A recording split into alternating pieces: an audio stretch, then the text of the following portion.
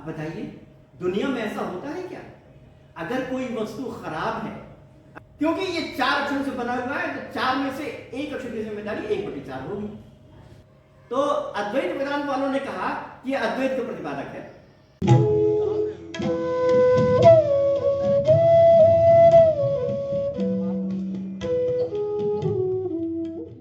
प्रिय महानुभाव, आज मैं आपके समक्ष संस्कृत मुहावरे एवं लोकोक्ति इस विषय के 9वें अंक को लेकर आपके समक्ष प्रस्तुत हूं।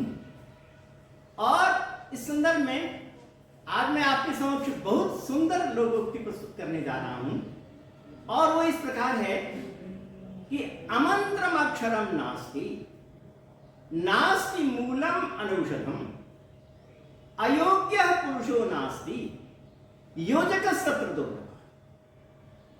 उसका अर्थ यह है कि ऐसा कोई भी अक्षर नहीं है जो मंत्र न हो। हर अक्षर मंत्र होता है। और नास्ति मूलम अनौषधम, ऐसा कोई भी मूल जड़ी बूटी नहीं है जो कि औषधि ना हो, जो किसी बीमारी में काम ना आए। और अयोग्य पुरुषो नास्ति, और दुनिया में ऐसा कोई भी पुरुष व्यक्ति नहीं है जो कि योग्य ना हो। योग्य ना हो माने इंटेलिजेंस उसके पास ना हो, समझदारी ना हो, ऐसा नहीं है, ऐसा कोई भी नहीं। परंतु हम तो देखते हैं कि बहुत से नासमझ लोग भी मिलते हैं। ऐसा बहुत भी होता है कि कोई जड़ी बूटी हो और उसका हम औषधि ना जानते हो। तो अंत में कहते हैं कि योजक सत्र दुर्लभ, जो योजक है ना, उसको उपस्थित करने वाला, उसको उस रूप में प्रस्तुति देने वाला, वो दुर्लभ होता है। वो बहुत मुश्किल से मिलता है। और जब वो मिलता है तो ये पाते हैं कि ऐसी स्थितियां हैं जो कि यहां पर गई हैं। तो वास्तव में जितनी बातें हैं वो योजक के लिए है, जोड़ने वाले के लिए। हम आज आपके समक्ष अपनी बात को मुख्य रूप से अमंत्रम अक्षरम नास्ति इस संदर्भ में कहेंगे। इस संदर्भ में कहा गया कि ऐसा कोई भी अक्षर नहीं है जो कि मंत्र ना। मंत्र को हम समझते हैं, मंत्र माननीय होता है, वंदनीय होता है, पूजनीय होता है, उसमें बहुत सी अच्छी अच्छी बातें कही होती हैं। वेदों के मंत्र हैं, उसमें बहुत सी अच्छी अच्छी बातें कही होती हैं। और अक्षर हमारे पास कुल 64 है, 64 है। और वे अक्षर, इसमें कहा कि ऐसा कोई भी एक भी अक्षर नहीं है जो कि मंत्र ना हो। अपने आप में मंत्र है, वो अक्षर ही मंत्र है। परंतु कब? जबकि योजना भरी प्रकार से। वह अक्षर मंत्र तब बनेगा जबकि योजना भरी प्रकार से, ऐसा इसमें कहा। अब बताइए, दुनिया में ऐसा होता है क्या? अगर कोई वस्तु खराब है, अगर कोई वस्तु अच्छे स्वाद वाली नहीं है, तो थोड़ी भी हो और ज्यादा भी हो, वह वस्तु वैसी रहेगी। करेला की एक बूंद भी हो और करेला बहुत बड़ी मात्रा में भी हो, कड़वा ही रहेगा। शहद की एक बूंद भी हो और शहद बड़ी मात्रा में भी हो, वो बढ़िया ही रहेगा, मधुर ही रहेगा। तो छोटी से छोटी जो चीज है, अगर मधुर है तो मधुर ही है। करेला छोटी से छोटी अगर बूंद है, अगर कड़वा है तो कड़वा ही है। परंतु अक्षर के संदर्भ में, वही अक्षर बढ़िया बन जाएगा अगर योजक बढ़िया हो। वही अक्षर खराब बन जाएगा अगर योजक अच्छा ना हो, अगर योजक बढ़िया हो। एक ही अक्षर योजक के द्वारा बढ़िया अथवा अच्छा बन सकता है, ऐसा इसमें कहा। तो बात तो केवल योजक की है। योजक ने कैसे कैसे शब्द को बनाया है, उसकी बात है, योजक की बात है केवल। अब जो योजक होता है उसका कमाल होता है। देखिए, कुल 64 अक्षर हैं। अपने संस्कृत साहित्य में बताया गया कि केवल 64 अक्षर है पूरी दुनिया में। और दुनिया में जो 64 अक्षर हैं उनसे भाषा के इतने शब्द बने हैं जिससे संपूर्ण विश्व की लोगों की भाषा चल सकती है। वे अपना काम भली प्रकार से कर सकते हैं। चाहे तो अन्य अन्य प्रकार से भी शब्द को बना सकते हैं, शब्द को निभा सकते हैं।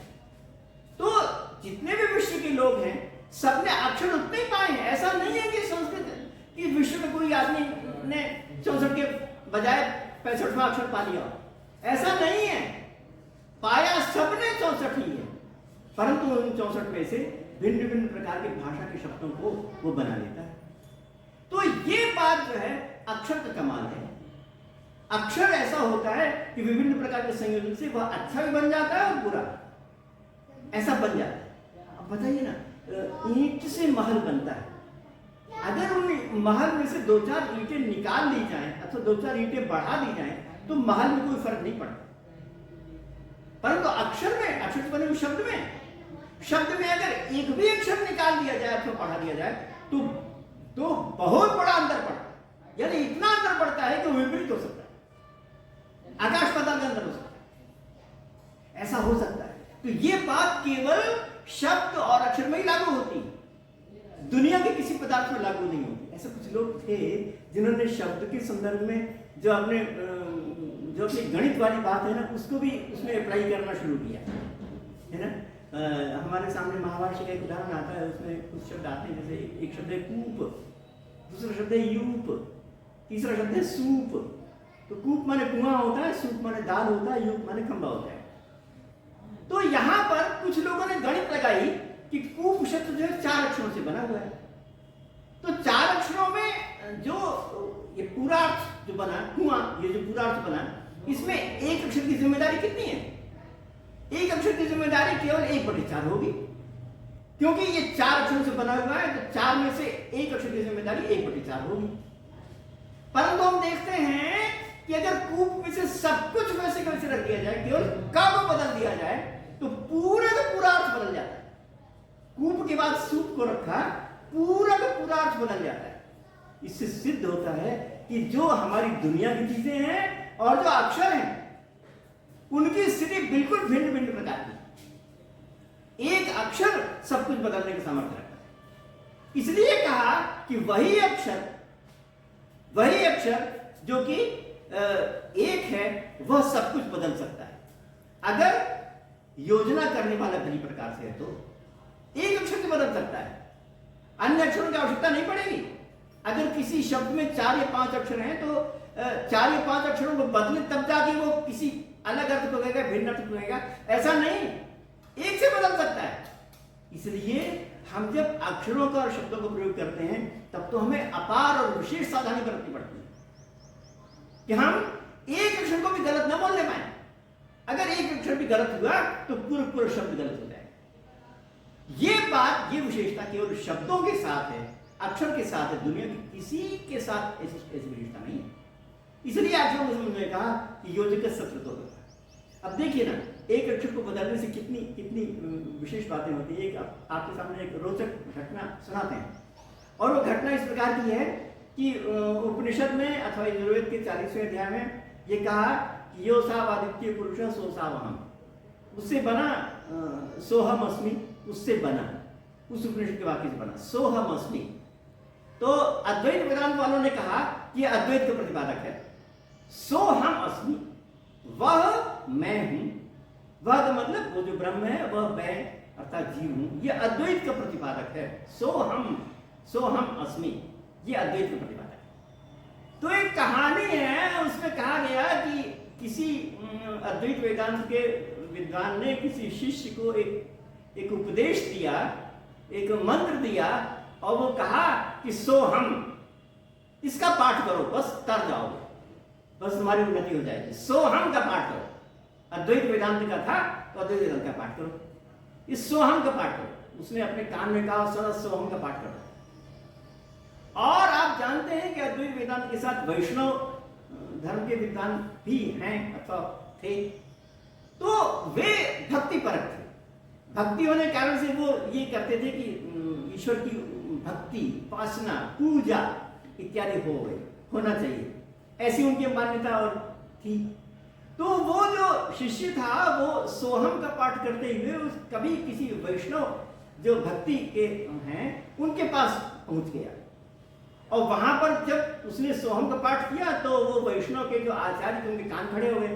उन्होंने कहा सोहम तो ठीक नहीं है, ये भक्ति वाली जो बात है वो होनी चाहिए, अद्वैत वेदांत की बात तो ठीक नहीं है।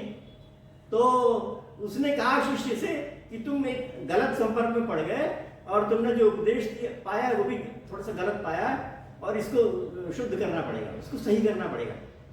तो उसने कहा गुरु जी बताइए कैसे शुद्ध किया जाए। उनका शुद्ध करने में कोई बहुत बड़ी परेशानी नहीं है, केवल एक अक्षर को पढ़ा देना तो शुद्ध हो जाएगा। एक अक्षर को पढ़ा देना तो शुद्ध हो जाएगा। ऐसा करो कि सोहम के पहले दा लगा दो, बस इतना ही करना है, तो बन गया दासोहम। दासोहम माने मैं उस ईश्वर का दास हूं। जिस प्रकार से भक्ति आ गई, मैं उसके चरणों में प्रणाम करता हूँ, उनकी उपासना करता हूँ, इस प्रकार से बात आ गई। तो दासोहम का पाठ किया, तो दासोहम बोलने लगा वो वैष्णव के प्रसंग में, दासोहम का पाठ करने लगा। और कहानी में कहा कि उसके बाद फिर वो कभी अद्वैत वेदांत के पास चला गया और दासोहम का पाठ कर रहा था।